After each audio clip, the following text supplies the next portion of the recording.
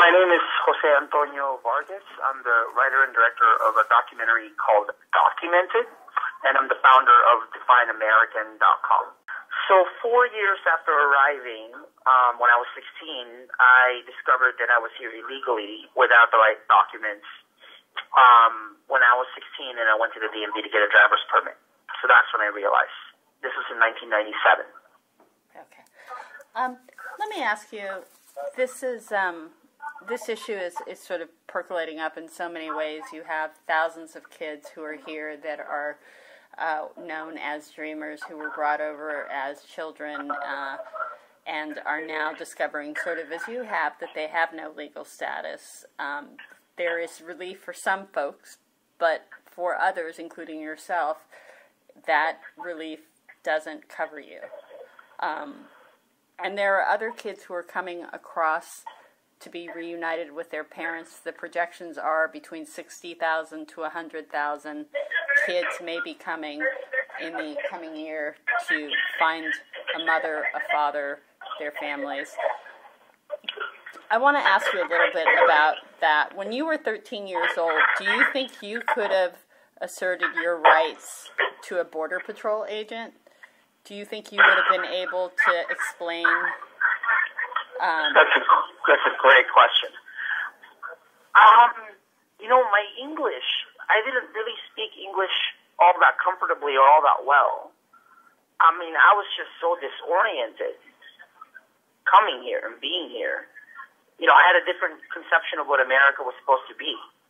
I thought it was like Disneyland, and like I just had a different conception. So no, I'm not sure I would have had that kind of, I don't know. I don't think I would have had that kind of foresight to assert myself in that way. Believe it or not, I was actually a shy kid.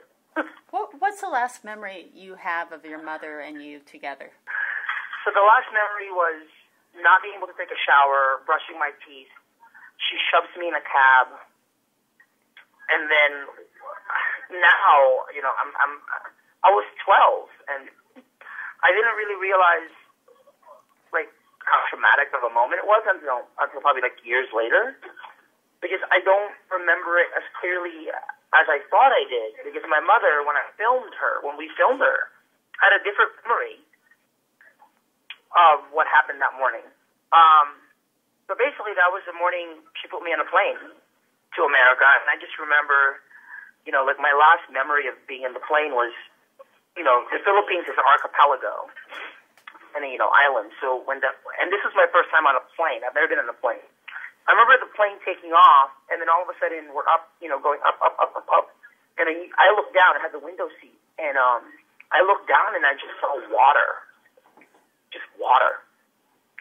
and that was my last memory of the Philippines.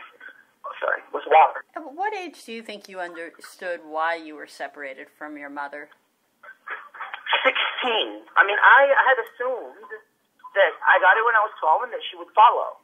It took longer and longer for her to follow, and then when I was 16, and that's when kind of the lie that they built started to unravel. When I went to the DMV and I figured out that, my mom wasn't coming after all, and that the uncle that I was introduced to as my uncle was actually a smuggler that they paid $4,000 something to get me here. That's when I mean, in many ways, I think that's when my job as a reporter started, because I was trying to figure out what the hell did they do, and at that time there was no internet, so I couldn't just Google this thing. I mean, there was no, and that was during the time of Proposition 187. Which I think, people should remember was really, in many ways, that was the godfather of all these state-based anti-immigrant laws, like SB 1070. And I thought I was the only non-Latino person in America that was in this situation. Let me ask you, like you, there are thousands of other kids who are now adults or soon to be adults that face the same reality. They've been separated from one or both parents. What do you think America doesn't understand about that situation? I think what America doesn't understand about that situation is how American that is. Meaning how American it is for parents, right, to send kids or to come here so that they can provide for their kids, or to come here and leave their kids behind. The idea of coming to America to provide for yourself and for your family, that's a quintessentially American thing, right? That's what the Irish did in the 1850s when there was a potato famine, and they crossed the border over the Atlantic Ocean and landed in Ellis Island in New York with no papers. Did we call them criminals then? So, again, this is why we launched a campaign called Define American. We didn't call it Define Immigrant. And I think what's really interesting is I don't think Americans understand how un-American it is for us to continue to perpetuate not only the stereotypes, but to continue to support policies that separate, you know. What is it that you think about immigration policy that people don't understand when it comes to these kids? There's a moment in your film where two people repeatedly tell you, oh, you just haven't tried the right channels to legalize. Well, I mean, I don't think we can overstate the lack of information and the depth of misperceptions that's out there about immigration, about the immigration process, and about people like me, right? Like, this is where you can kind of squarely place the blame on the media when it comes to this lack of understanding, right? People don't even understand that there isn't any line for me to get in the back of. There's no process right now, right? And so what are these kids supposed to do? And what are the parents supposed to do? And I think, to me, what's so interesting is once I started this campaign, everybody started making the argument that I'm fighting for the DREAM Act. Well, of course I support the DREAM Act. But the DREAM Act is only one slice of a very complicated pie, right? What about the parents? What about the older siblings? It takes you a very long time to finally connect with your mother. Why is that? And what are the larger lessons for all those kids who are maybe in a similar situation? Well, I mean, I think we portrayed that relationship the way it is because, first of all, that's the truth. Second of all, I think it underscores, again, the complexity of the issue, right? Like, so what happens to families when you separate, when families are separated apart for almost 2 decades? Like, I don't really know how to explain that to you. I can't even describe in writing what kind of pain that is. Because all I know is I've been kind of numbing myself about it. I don't want to think about it. I don't want it to consume me. And so I put it like in a filing cabinet in my mind, And then in one scene in the film, the Skype scene, it all comes bursting out. When you see the projected numbers of kids coming from Central America in the next year, from 60 to perhaps 100,000, what do you think of, given your own experience, and what awaits them here? I think what I think about is this idea of the border, right? This idea that, I don't know, like, I do believe that a country has a right to define what its borders are and to determine how citizenship works in the country. But the biggest question, I think, is this. Has humanity ever built a border that could withstand human will? Have we ever done that as a people? Right? No matter whatever border or struggle you put in front of them, a kid or a mother will do whatever they have to do, right, to survive. And I mean, what is unthinkable, right? I remember when I started this whole process, and the whole idea that a mother could put her child in a plane and not see her for 20 years. That may be an unthinkable thing, but for a mother, it was what she needed to do in her and her mind. So, I think about these kids, and I think about what kind of country we're living in, for one thing, and then I think about how does this all end? Like, you're talking to somebody who's privileged enough to have some sort of a voice and have a platform. Most people don't. Most people don't. And if there's, at this point, Jose, if there's anything you want to say or explain, you've made this wonderful documentary. What is it that... Well, I mean, I think people ask me why I made this film.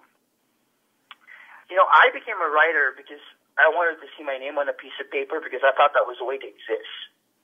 I learned about America through films and through movies, through television, before I figured out what a Republican or a Democrat was, or before I even knew who the governor was, right? Culture, to me, is central in how we make sense of this country and our place in it. Culture, to me, is the central way we do that, right? And I made the film to say that, guess what?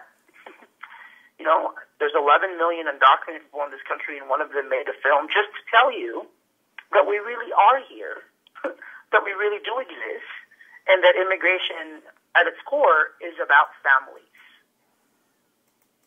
That's what immigration is about.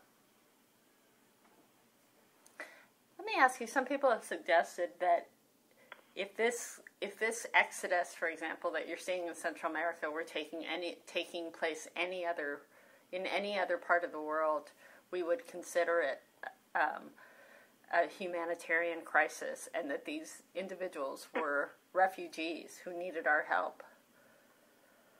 I mean, it is a humanitarian crisis. And again, the question of how married the United States is, and the responsibility the United States has to all these other countries because of economic policies and foreign policies, right? Like, why are people moving? Why are these kids doing what they're doing? Why did their parents even come here to begin with, right? What do the civil wars and what do trade agreements have to do with that? I think we're only really kind of scratching the surface, you know, when it comes to understanding the depth and the scope of this issue. The fact that the mainstream media doesn't even really realize that we have a civil rights movement happening and there's a moral crisis in the country kind of tells you where we are. And for the most part, the American public, there is no sense of urgency. You know, the president likes to talk about, when he got elected president, the fierce urgency of now. Where is that when it comes to this issue? So long as people's food are on the table, so long as they're getting their apples and their strawberries, so long as someone is mowing their lawn, and so long as they can count on somebody from Home Depot to make sure that they can get some roof and get it at a cheap rate, no one seems to care. Why? And if there's a kid that goes to see your film, or someone who a kid who goes to see your film who is maybe you at 12 years old, what would you say to them? I have to tell you, by the way, that's a really great question. I was thinking about that because I recently showed the films to a bunch of middle schoolers. And I was wondering, man, because it was in San Francisco, I was wondering if any of the kids sitting there were undocumented and what they thought, you know, what they were thinking. I just hope that they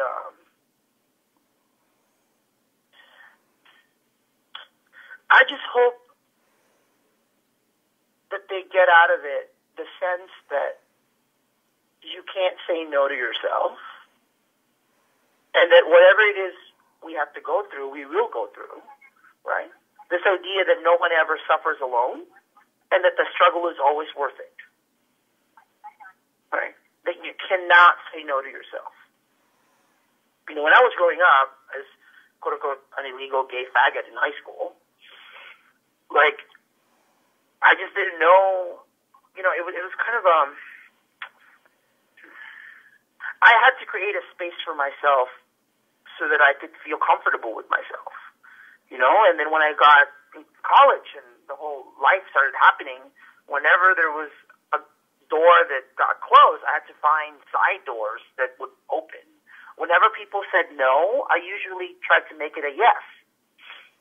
So I just hope that when watching the film, they realize that they cannot say no to themselves, right?